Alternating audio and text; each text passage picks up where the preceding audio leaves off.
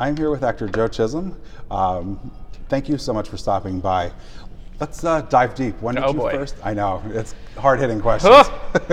When did you first decide you wanted to get into acting as a career?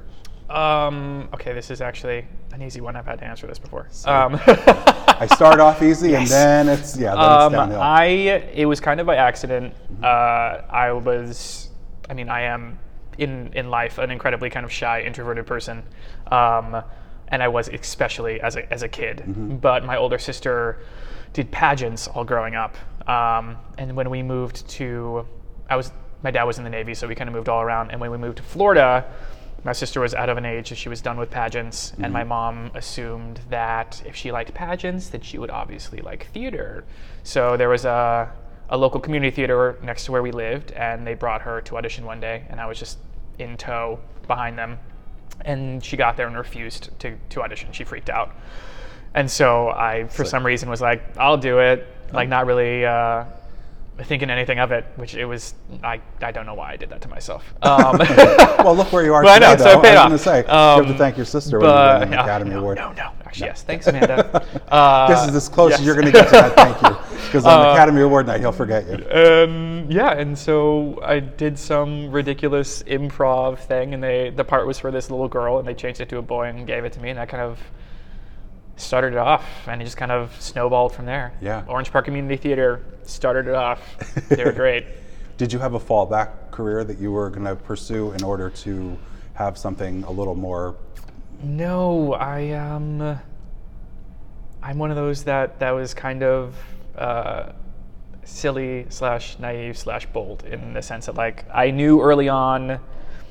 I mean, I was performing all through childhood, and then I was fortunate enough to spend a couple summers at Stage Door Manor in we New know York. That well, yes. So yes, we're all over the place. Yeah. And that experience kind of like locked in for me. Like, this is what I want. This is where I want, and and I just kind of committed full hog to it. I mean, I guess there are a number of things that I could have done, but like nothing really fulfills. And like, I have my own company outside of my performing that I do just as my own separate thing for like supplemental income. But no, this is always what it's been, and I've been fortunate enough since graduating to be working consistently. Did you always want to stay on the theater track and perform mostly on stage, or was that? No, I'm definitely. It's kind of just where everything's led me, and my first degree from CCM was in musical theater, so that obviously like was a targeted area.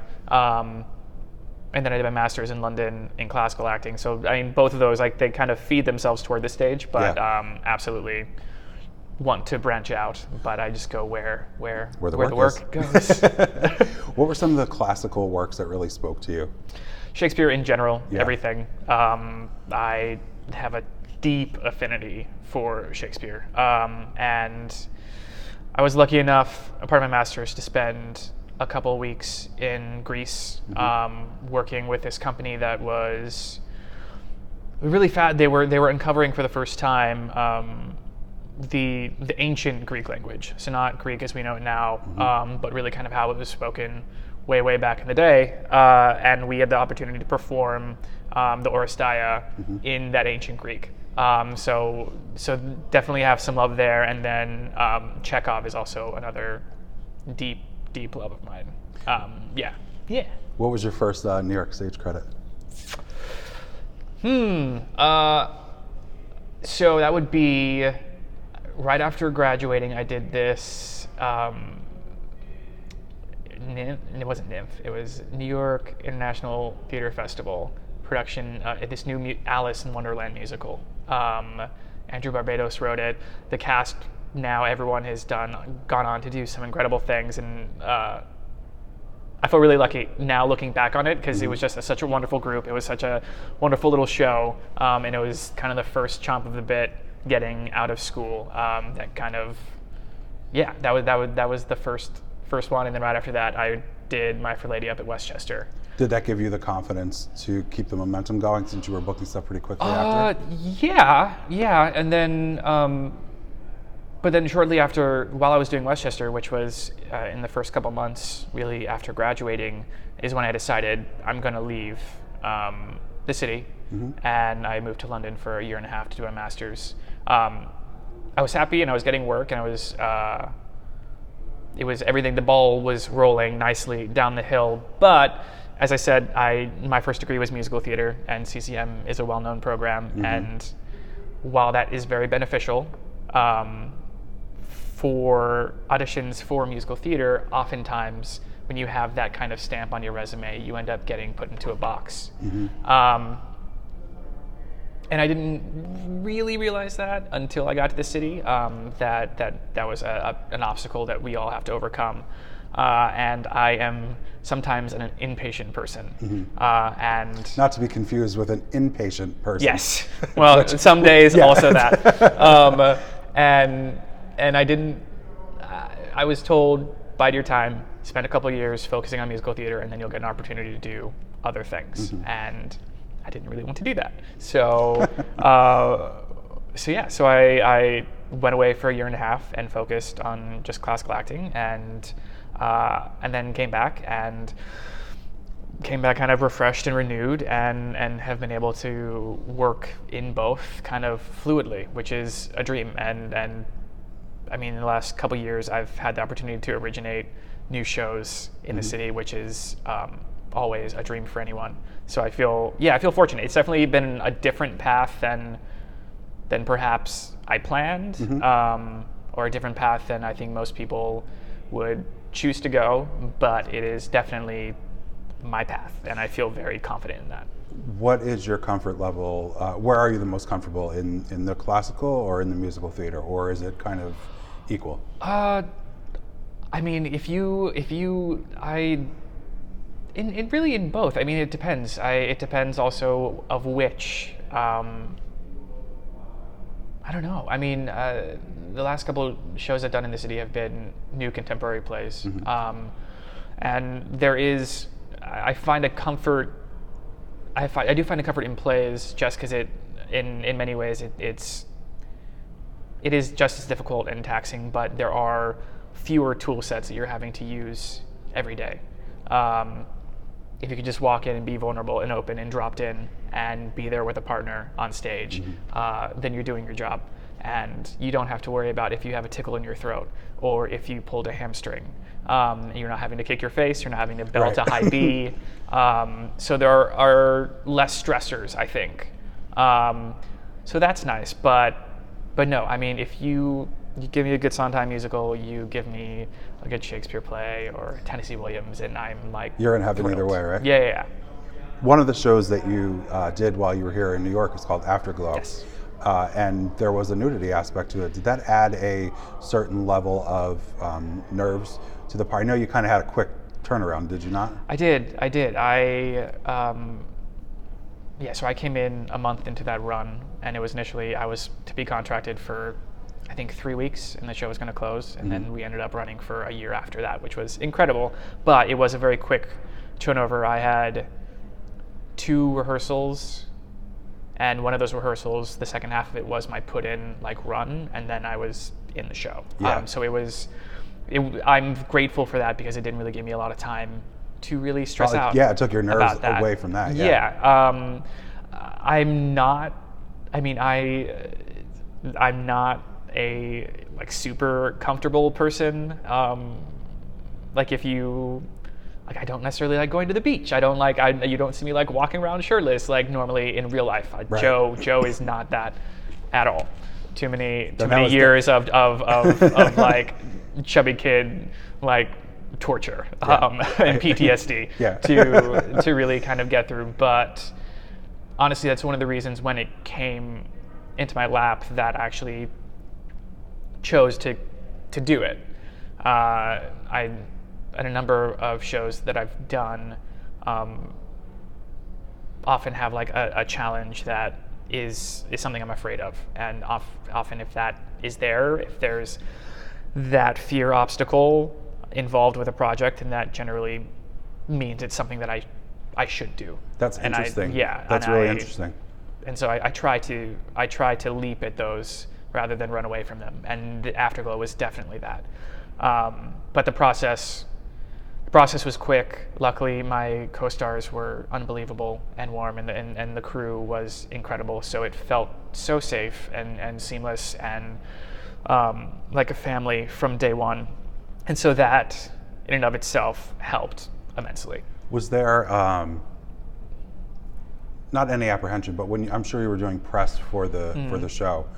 Was it always the same question about nudity, and not about the play itself and like your experience in it? How did you handle trying to switch the narrative around? We all, luckily, we for the most part were always together in interviews, and so we were able to bounce back and forth. And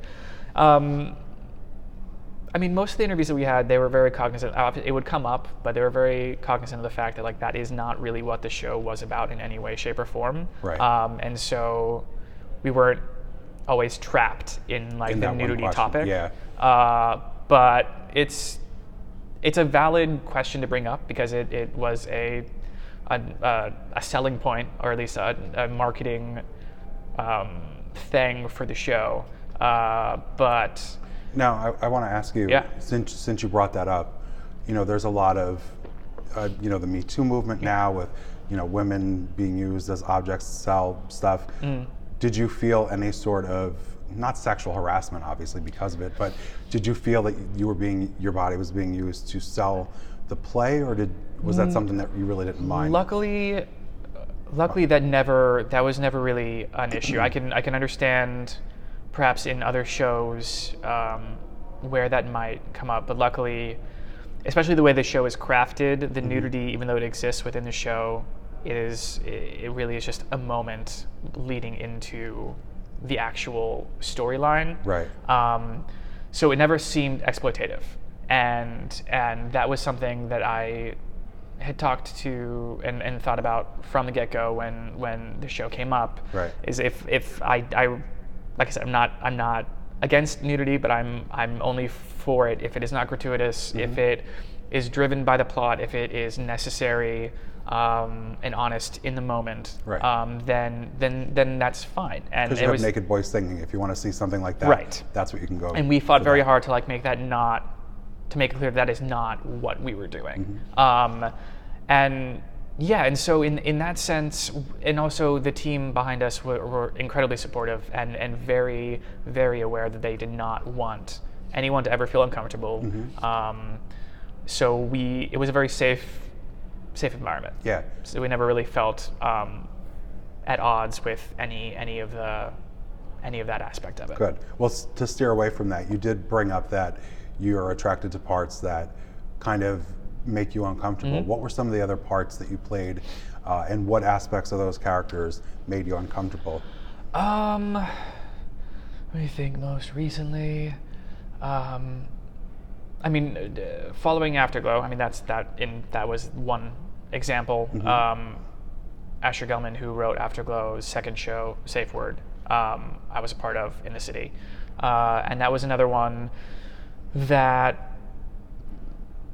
there was also the same kind of trepidation initially looking at it, just looking at the material and the topic and the character, that you wonder, like, okay, I can do it, but it's scary. It's scary to delve deep into what, if for that show, was a very niche slice of a community, and the fear of misrepresenting this community, not really doing justice to their lives and their story and their truths, and that fear was there before I took the show, and I think all of us felt and were aware of that going in, and so it became then a project for all of us to really make sure that there was a truth and an honesty, and that the story was represented as well as it should be. Did doing both of those shows give you a confidence that you could play pretty much anything, or did you have that going in? Oh gosh, no! I always assume that I can't play anything at all. That you can, or you can't? Can't. Really? No one listened to that. If you're casting director watching this interview, he's just joking. Cast me. Right now. It's always a surprise. I think when you can often get comfortable with roles that are easy to come for you, that are comfortable and more kind of in line of who you are as a person, and to step outside of that in either direction is scary. But I guess it does feel nice to know that road kind of widens each time. Even after Afterglow, I did hair up at Jiva Theater, and playing Burger was terrifying for me because I had always gone in for and seen myself as Claude in the show, as the younger, like, ingenue-esque, like, leading man role. And I don't think myself as funny or a comedian at all. It terrifies me. Any kind of comedy parts terrify me. And so to be Burger, who is the clown, like the high clown of that show, and really leads with that wild kind of untainable energy, was totally terrifying. But Melissa Anderson, the director, had complete faith in me, and she kind of brought the clown out.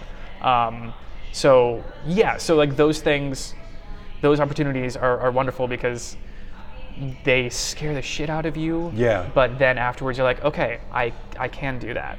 If I have the right team and the right script and I have trust in myself, then I just need to, like, own it and do it. And that is, Did that give you the confidence so that you could do comedy, since you did nail it and pulled it off well? I nailed it. You did. That will be $5 for that unsolicited review.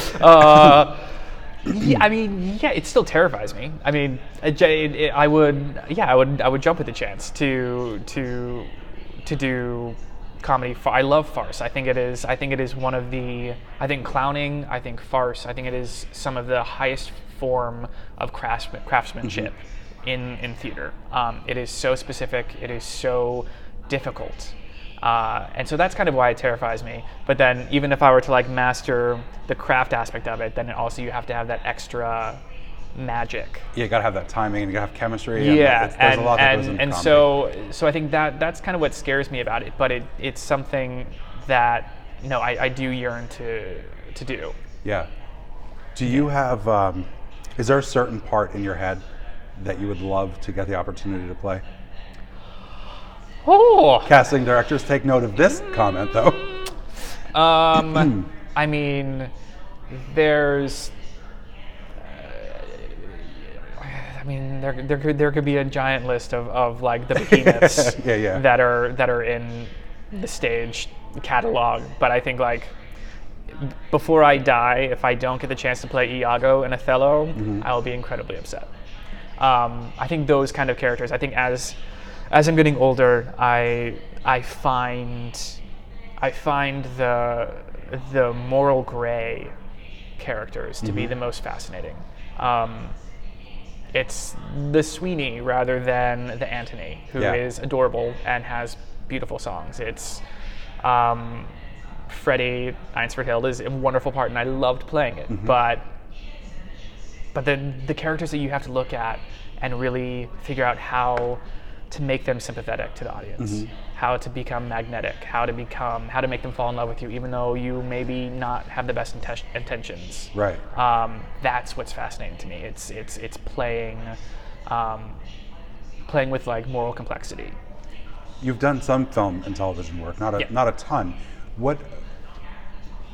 Which of those avenues, or both, would you like to pursue in the future? And is there a certain genre that you'd like to go? I mean, you're in New York, so horror actor, or like a horror movie and a Law and Order is kind of like you have to do either one of those. I would or gladly. Yeah. I'm available next week. Like right after this interview. Right now, actually right now. Let's go. We'll just go. This is why you're in the basement. Yes. This is the horror movie. This is the No, I think I think we're kind of hitting a golden age in terms of television, and I think with the material that is coming out of Hulu and Netflix, and a lot of things that are filming in this city now, which is incredible. So many opportunities. That there's just so much good writing. And that's really what appeals to me. It can be on stage, it can be in film, it can be in television, it can be anywhere. And, on the street corner if it's good Truly, writing, right? But if it is a wonderful script that you just want to bite into, that is so great. Like I'm in the middle of binging The Crown right now to get ready for the next season. The next season, which starts soon, and it's just enrapturing to watch incredible actors first off, but just a beautiful script and just beautifully shot. So yeah, I think give me a Netflix television series and I would be happy as pie. Coming right up. You speak and I deliver. Thank God. Now that there are so many platforms, though, there's even many vehicles that you could do of your own, your own writing and your own, like a web series, that kind of thing. Have you written things that you would like to have see the light of day? I did some writing in school before I graduated, and then kind of put that away. But recently, it has been something that I've thought about, and because it is so easy nowadays, that it's something that I'll consider, and in the near future. Because I think the adage "work begets work" is very much true to form. But there's also something to being able to create your own work, which is kind of a necessity now. It's even more so than just being creatively fulfilling. It also works as a wonderful marketing exposure tool. Absolutely. And so I say this all like I'm totally on top of it, but I'm really just saying that to put it in my Friday mind and say, Joe, remember this. Remember you said this, so you can actually make it happen. What are some of the things that you do on your downtime from acting, like to just decompress from the stress of a project or the heaviness of learning the lines? Well, my therapy is running. She just completed the marathon. I just did the New York Marathon last weekend. Thank you. He just got out of ICU yesterday. Yep, truly. Gonna go right back in. Yeah, this is a temporary pass. He's on a smoke break. But I found late in life that I love that, and it also is a wonderful tool for mindfulness and meditation, which is so important and so necessary in this business, in any business really, but keeping a level head is so vital, and getting to just go out on a run in this gorgeous city, and unplug is invaluable. This may sound like a stupid question, and please feel free to shove it in my face if it is. Stupid! This interview's over. What a stupid question. Did putting yourself out there to do the marathon and do all this training and actually completing the marathon give you any sort of confidence in yourself that would help with your acting career? Or is that confidence already there in terms of acting, if that makes sense? I think you can ask any actor, and their confidence is there one day and gone the next. Yeah, and then back tomorrow. So that's always an ebb and flow. There was a sense of accomplishment for the marathon that I think is invaluable to carry over into really in any avenue in my life, and it's a reminder really that we are so much more capable than we give ourselves credit for. The difficulty of running a marathon is not necessarily the physical strain. It's there, it sucks, it's bad, but most bodies are able to run 26.2 miles and not die. Truly. Most. No, but not the one pretty much behind the anyway. camera. But you won't be happy and you'll be in pain, but most bodies, like pretty much anyone, can do that. But what happens is the mental block. And learning to sidestep the mental walls that we put in terms of limiting our abilities and our trust in ourselves and what we can accomplish. That was something that I took away from that, and that I will hopefully be able to remind myself in life in any way, because we are spectacularly complex and capable creatures, and we have to remind ourselves and give ourselves credit every once in a while for that, and give ourselves grace when we don't have a great day or we feel stuck. That there's always more that we have to give and that we're able to give to ourselves and to the world, and we just have to push through. Yeah. There's an indomitable spirit that we all have. And I think that the marathon, not even just me running it, but seeing the 50,000 other people and seeing the people on the sidelines cheering you on, like there is a spirit that we all have that is kind of unbreakable. And some days you really feel broken, but you aren't. Obviously, your career is not over, but with the well, actually, I had to break it to you, but oh shit, this was the end. Your manager this told me the to exit let you know. interview. This is the exit interview. Stage left. Looking back on the career that you've had now, are you glad that you took that chance and was like, oh, let me put myself in the situation where I'm not necessarily comfortable? Thank you, sis. Or are you thinking to yourself, there's so much more I want to do. I'm glad I did this, but there's so much more I want to accomplish and conquer. Like outside of the theater world, no, acting world? Within acting, are you? I am so grateful for everything that has brought me to where I am now. There is so much more that I still am excited to conquer and achieve. But yeah, no, it's tattooed literally on my hand. It's one of my acting teachers at CCM, who is also one of the reasons I went to London, Richard Hess, you're amazing, said to us our freshman year that you really have, especially in this business, but anyone in life, but specifically for actors, you have the opportunity to follow a compass or a stopwatch in your life.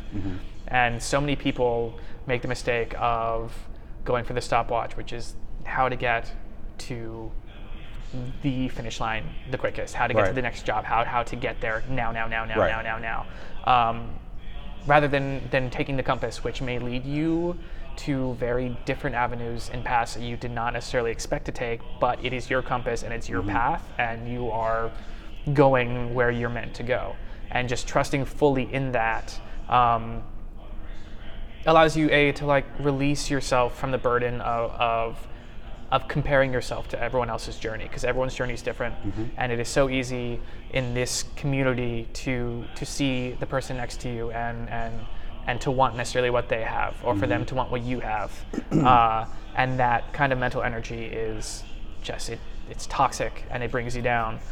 So any way to remind yourself to release that weight is invaluable. So I have taken a path that has led me away from the city, that has led me to, incredible opportunities to live in Russia and study there, to live in Greece and study there, to travel the Amazon with my own like cabaret, like all of these incredible things that aren't necessarily graduating when I did, like what I saw is like the steps to get to where I want to go. Right. But every single one of those journeys, every single one of those adventures, have defined who I am right now, the work that I'm able to do, what I bring in the room, and I wouldn't be able to really move forward in the way that I want to if I had not done all of that. So I'm so grateful for the journey up to this point. But no, there's a hell of a lot more to come.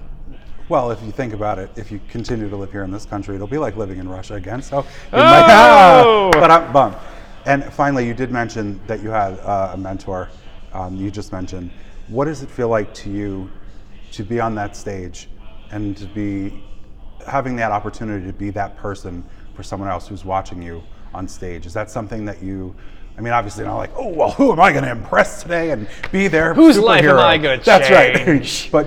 But do you feel that responsibility, or not even a responsibility, more so the thought that it may happen, like there could be a kid here from wherever he came from, looking at me saying like, wow, this guy did this, maybe I can too. And what sort of feelings go around that? Again, it's a gratitude thing. I don't think I feel like I'm not Atlas feeling like the weight of inspiring the rest of the world on my shoulders, but it's a powerful thing to think that if there could be one person in the audience that not even necessarily be inspired to go along the same path, but if something that you say on stage in a particular show speaks to someone in their life experience in that moment, and has a positive effect on them, what greater gift is there in the world? And I think that's kind of what what we're here to do and why we do what we do in this crazy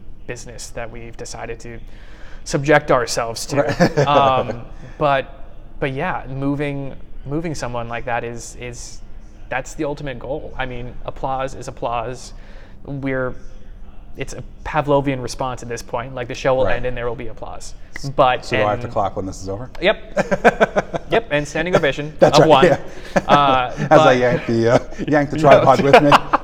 But knowing that even beyond that, once people go home and they have been moved in some way, that maybe something was answered for them, or a conversation was sparked for them, that's unbelievable.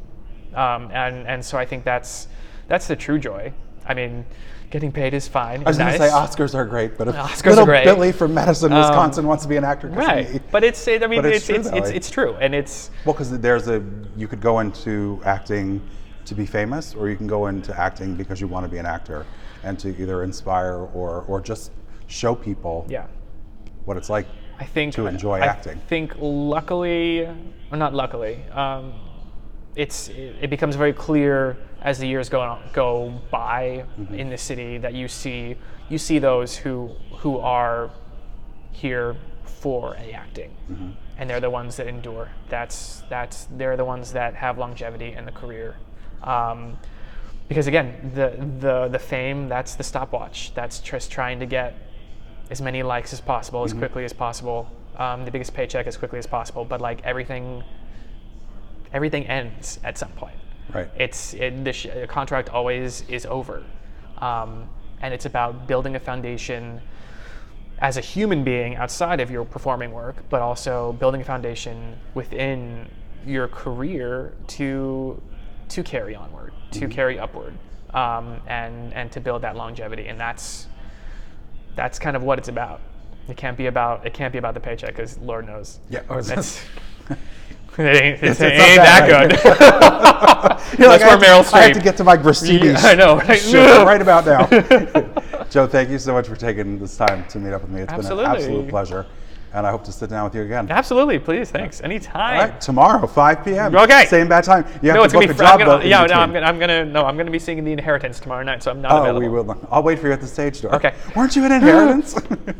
Thanks so much, Joe.